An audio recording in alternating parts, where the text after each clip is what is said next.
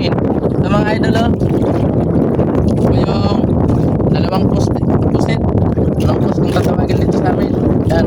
Saka meron din mga dawi sa pamingwit ni Idol Prime. Bisogo, saka maripate. Gasan po namin. Ano mga idol, oh. Yan. At ito, meron din kami tanglan. Nalagay po namin para mabango po yung sabaw. At meron din kaming luya.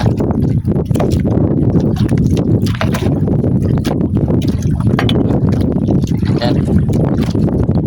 Mga idol, luya. At yung okra, maya na yan. At kumulo na. Lalagyan na rin namin ng asin.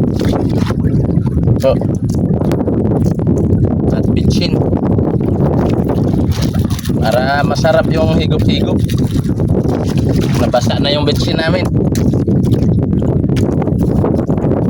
Ito, sili. Napakaanghang na sili nito. Sili demonyo daw to kung tawagin. At lalagyan ko na rin po ng sabaw. Medyo rami-ramihan lang namin ng sabaw kasi mahilig po kami sa sabaw. Ito mga idol, tatakpan ko na po. At sisindihan ko na po yung diesel.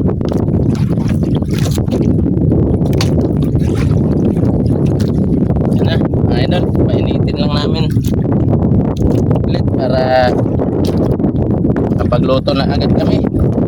Kasi bago lumakas ang apoy ay kailangan iinit yan para lumakas agad yung apoy. Shoutout sa inyo mga idol. Idol, tikman natin kung tama na ba yung timpla ng sabaw.